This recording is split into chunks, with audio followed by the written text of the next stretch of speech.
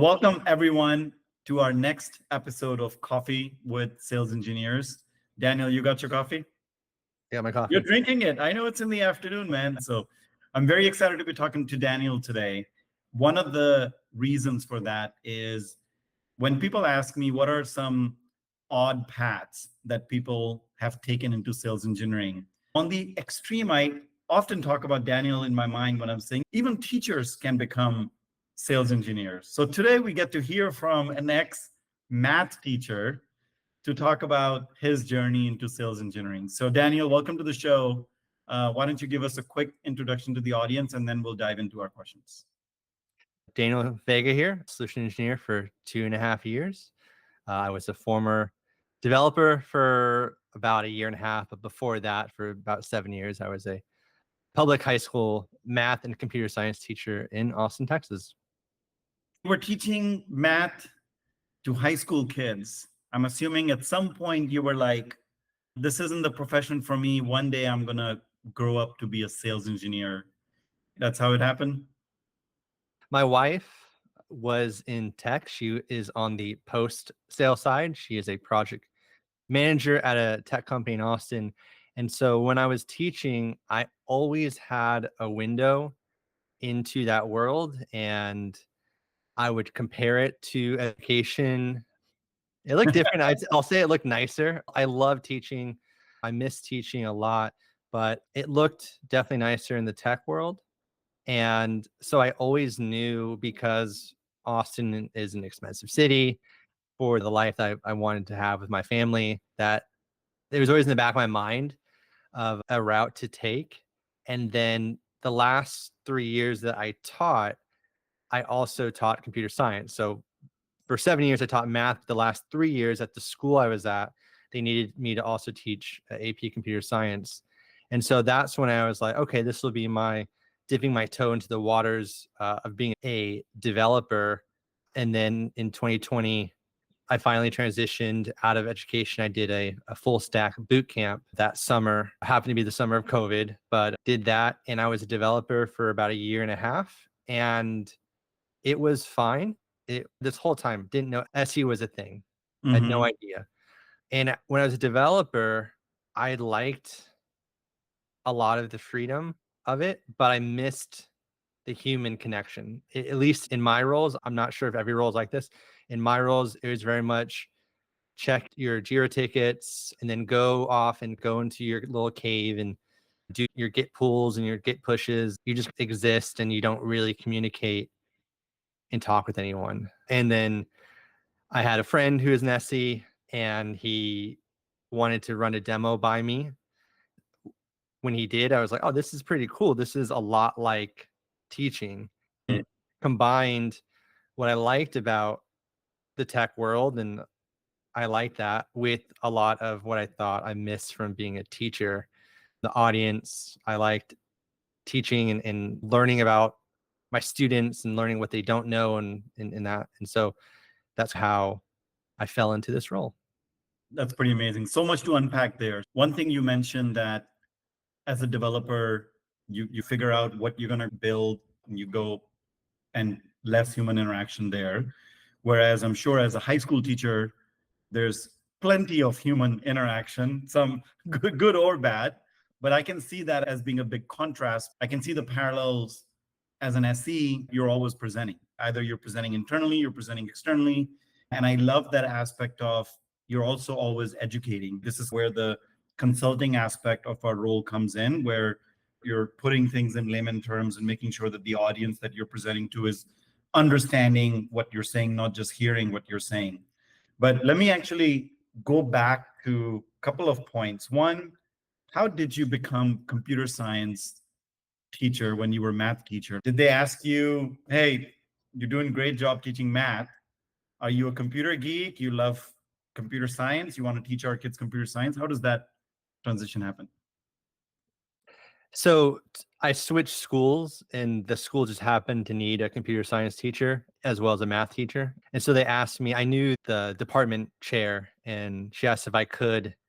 And I actually, even going back to being a math teacher, I didn't major in math. I majored in music. I was a music major. I was a recording major. I can see the guitar in the Yeah. background. Yes. I transitioned to becoming a math teacher, and I think there's something to be said that so when I became a teacher, you take two certifications in Texas. You take a content exam, so math or computer science, and you take a pedagogy exam, which is the ability to teach. And I think there's a misconception about teachers that we are like that. I was a math expert. Mhm. And after 7 years, I'm very good at algebra, but I'm no math expert. And I think the nice thing about that is I never forgot what it was like to not know. So I used not being an expert, and same thing with computer science. I learned a lot, but I never forgot what it's like to not know and common misconceptions. And so I could always put myself in the position of the student and understand. And that way, I was never speaking above them. I still knew they were. As far as the computer science thing, because I know I didn't have to be an expert, I just over a summer, there's courses you can take. There, another thing about anything you want to learn, there's the internet. You can go take a course on Udemy or edX, or check out a book from the library, and you can teach yourself anything. One thing we talk a lot about in the show is the superpowers that SCs have. It's an amazing profession, as everybody knows. I love it. You love it. We talk a lot about it, but it's also not profession for everyone. But there's some inherent skill set, some inherent powers that certain individuals have. And we've talked about the ability to have both technical and business side. But the one I want to dig into is this: I can just go learn it. So you're teaching math, opportunity comes up for teaching computer science. And to your point, you don't have to have a computer science master's to be able to qualify it, but you've took some classes and figured out. Now you can confidently present computer science to students who don't know anything about computer science. But I like what you were saying, where you're not necessarily speaking over them. You're not necessarily walking in to those conversations saying, hey, I'm the best computer scientist. But you've got the tools, you've got the knowledge, you've got the style to ensure that they get most learning about computer science, which again, when you parallel this to one day you're selling e-commerce, the next day you're selling security, the transferability of this skill set, SCs can be thrown into any technology. They don't necessarily have to know everything about that technology, but it's the superpower of being able to understand it, comprehend it, naturalize it, and then be able to present it to an audience where you can still gain that trusted advisor status without being a true expert in it. I think with teaching, a lot of it is how do you take any content and break it into chunks that are going to be easy for a listener to digest. And then it's easy for you to check in with them. You constantly want to check in to see, did this point resonate with you? Did this concept, do you fully understand it? How can we build on that? In teaching, when you say you teach math, I taught a lot of different math courses, and I taught different computer science courses. It's again just any content. How do I break it into its components that make sense? And I think that plays a part into when I taught each lesson. How do I progress and break into concepts? And then same thing with the demo. A demo to me, I treat demos exactly the same way I treated class. What am I going to cover in a flow that makes sense? I don't want to jump from topic to topic without there being some sort of connection so that we can bridge those understandings and that they can leave this demo knowing more about whatever product it is. Yeah, I think it's always just breaking it into the good chunks and putting together a good flow with a demo or a lesson. Have you seen any of your other math teacher peers turn into sales engineers? No, a lot of my teacher friends did transition into tech, but not necessarily with the SC role. I know some that transition into UI UX and some that transitioned. There's a lot of education departments within, like, our company has the education team and former teachers go there. But no, not specifically. I do think the SE role is still slept on. I don't think a lot of people are aware of it. Can you think of people that were in your peer network when you were teaching that had this ability, all the things you talked about, what you're able to do? And since you and I work together, I can absolutely say you're one of the top SCs we have and I've seen. So kudos to you for not just joining the profession, but mastering it. But looking back at those people, it sounds like you saw the same skill set, the same superpower that we're talking about here, but they just haven't either known about it or found being at the right place at the right time to apply for an SC position. Is that what I'm hearing? There's probably people there that could have the same career path as what you're having. They just haven't had the chance. Yeah, I 100% agree with that. As far as being an SC, and again, like, so teaching, there's a twofold: pedagogy and content. Pedagogy is, I think, the main thing. I co-taught other courses too. I co-taught in my first teaching role. I co-taught physics, English, and all of those things where, just because I have a college degree, it's high school English 1 or physics, like, I can teach those. Again, you don't have to be an expert, but you have to have some content base. So for a former teacher, I have no doubt they can understand the ability to teach yourself is so important when it comes to whatever the content is, whether it's, and there is a developer side to any tech SE role, the software side, and understanding that. So that can be learned. And then I think the pedagogy is the patience, because being an SE, you have to be patient, and you have to be also very flexible. Like, being a teacher, you can plan your lessons, but you never know how a class is going to be. 25, 30 students who they each have their own lives that they're coming into your classroom with. Are they tired? Are they excited? Or you don't know. In the same way as an SC, I meet people all the time, and it might be for an hour and a half. I might not be able to be on the discovery. So it might be the first time I'm meeting them. They're bringing their energy, and I have to match that. Sometimes they ask a lot of questions. Sometimes they ask little questions. And there's a lot of skills from being a teacher that I think all of these other teachers that I know, these were excellent teachers. The last school I worked at was McCallum in Austin, Texas. It is the Fine Art Magnet School. And I had so many great teachers around me. They were so brilliant. They were so smart. They were so wonderful that they could all do this. Because again, just the patience, the flexibility, the empathy, I think is a huge part that we have for our students, but you also have that for anyone who is talking to, who you're trying to sell them a solution, you're trying to help them. And it's a risk. There's always a risk that they're taking. And so you have to be empathetic with that as well. But yeah, there's a lot of teachers who I think could, as long as they learn the tech side of it, which again, we're not developers. This is mind blowing as you're describing your interactions in a demo versus interactions in teaching a class. There's so much overlap. I almost want to make some banners and go outside every high school and tell the teachers, hey, if you're done teaching and you're looking for something else, sales engineering could be a great profession for you. All right, so let's flip the coin a little bit. And you've had a successful SC career so far, and I can only see it growing to amazing places. What are some of the things where you were like, hey, as a teacher, I never thought I would have to deal with this or do this? What's been challenging shifting into this profession for you?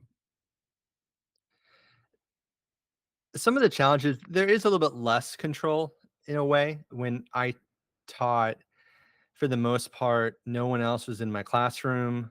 I have students for the whole year. I'm in control of everything. I'm in control of my curriculum. And I know what I'm going to teach them. With this profession, there's a lot that you don't control. You can't control from day to day. Whoever you present to might need different solutions. And so you can't control that. You can't control what other things happen. You have a great demo, and then you're like, oh, they're going to sign. I highlighted how this is the perfect solution for them, but then there's other factors that go in. I've had it where someone I demoed with, they left the job. So they're no longer the one making the decision. So there's a lot of different challenges that you just aren't in control with. I've had demos that I thought didn't go well and they signed. So letting go of control is, I think, important. Being okay with that. That's definitely different from teaching. Then also the stakes are a little bit higher because we work in e-commerce, and these are people who, this is their business that they have. And they might be coming into it with more frustration. Say they had a solution 3 years ago that ended up not working and they lost a large amount of money. The stakes are a little bit higher for them. And then you're working with people who, of course, you're working with salespeople, account executives, and the stakes are high for them too. You want them, not that as a teacher, I was always on as well. The stakes are high there as well, but it's a little different. And so letting go of control and knowing that the stakes are can be very high for the Yeah. people you demo with. Yeah. I can see perception of people that are not in sales or tech sales, right? And sales in general. I can see the perception of, I don't necessarily, unless you're like financially minded or the term coin operated. Did you feel any resistance or hesitance coming into this? And have you gained a different level of empathy for what sales is? I think sales can get a bad rap. You think of like the car salesman, and I did have an experience when I was a door-to-door salesman for a summer in college, and that tainted me for a while. Now I see it as if you are, and I know the sales engineer, solution engineers interchange. I do see myself more as a solution engineer. I'm not, I'm just trying to find out where they're coming from and trying to see how our solution might help them. It might be a great fit. There are times where it's not a great fit. There are times where they want to do something that we don't do well. And so you also have to be honest and tell them no. They're looking for, I remember sometimes I go to conferences here and I think, oh, I don't want to interrupt someone. They're walking in the hall and I don't want to bother them. But they came to this conference. They wanted to be bothered. I'm not forcing anyone to come on a demo. I'm not forcing that. And so they're coming to us for that. So I don't really feel bad about or any hesitation to that. I'm not going to be shy in any way. They're looking for a solution. They're looking for that. Yeah. So that's why we're here. And I'm So sure the financial rewards, right, that come with this profession, I'm sure there's, once you're part of sales and that energy of quarter after quarter and winning together, there's all these positives that you may not necessarily have as a teacher. There's negatives too, but there's pros and cons to it. You've also had a good number of experience now working with different sales reps, right? And it is a very much of a team sport. Sales engineering is a shared resource, so you get to experience day in and day out different personalities. Sales reps, great sales reps by definition are type A, they are go-getters. I mean, all those, perceptions of sales reps, right? That we get to experience with. Are there certain aspects that you have seen in your sales engineering career of AEs and sales reps that they do certain things that make you want to go above and beyond in supporting them? And on the flip side, are there things that sometimes they do consciously or subconsciously that you're like, you're not really optimizing the way I can bring to your success? yeah, I've now probably worked with at least double digit AEs, and each one's different. Each one brings their own flavor to the party. They have their own things that they're great with and other things that they just don't naturally do. I'll say, so one of our AEs that I worked really well with, she was very on top of things. She shared we worked from a shared Word doc. We were constantly communicating, and we did enough demos together that she would steal some of my lines. I would steal her lines. And so we had a great chemistry there. Did you feel that positive chemistry actually was an outcome? Like it resulted in more success It, in general?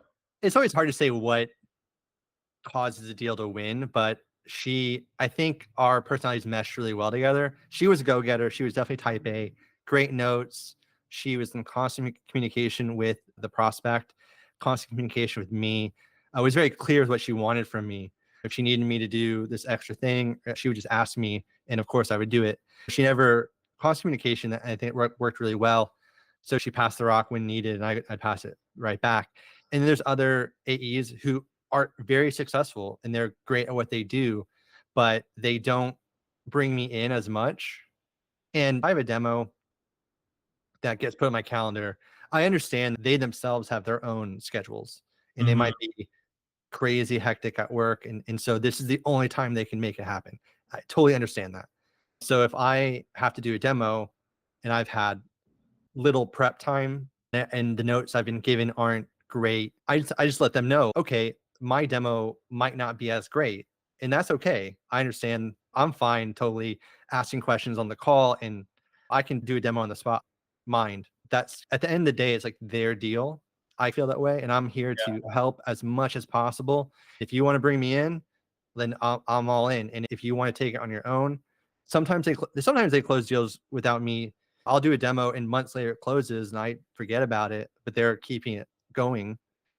And that's totally fine. I want to be more a part of it if I can, but I'm here to help them. So it depends on who they are. Your math teacher peers may not necessarily what sales engineer is and what inspires us. I've also observed that a lot of sales reps, even though they work with SEs, they may not fully comprehend how did we become SEs, what motivates us, right? They can feel like, hey, you're part of sales, so you might be inspired and motivated by the same things I'm motivated, which is not true. So I think there's lack of education and understanding even on the SE's part. And that's why I was asking that question around, I do feel on average, they're probably optimizing at 50% of what their SEs can do for them. And I would say in general, companies, it's not just the sales teams, but it's the product teams, it's services teams, it's marketing teams that could be leveraging more from their SC team that they're not. But we have so many topics. Daniel, I didn't even get into your music side. I can see there's some elements of you being a musician that applies to this profession, but I think we'll leave that for a future podcast. I think the average teaching time is 5 years. And so I always viewed it as if you can do your 5 years, that's like a tour of service if you're in the military. I say do your 5 years. The experience of teaching, I think, translates to any field. I think it's great, but I do believe it translates particularly well to an SC role. So get that experience and then come to the SC world and thrive here. I hope many math teachers listen to this podcast and your story inspires them. Thank you so much for spending the time sharing your story. Truly inspiring. Really appreciate you being on the show, man. Happy to be here. Had a great time. Thank you. All right. Bye.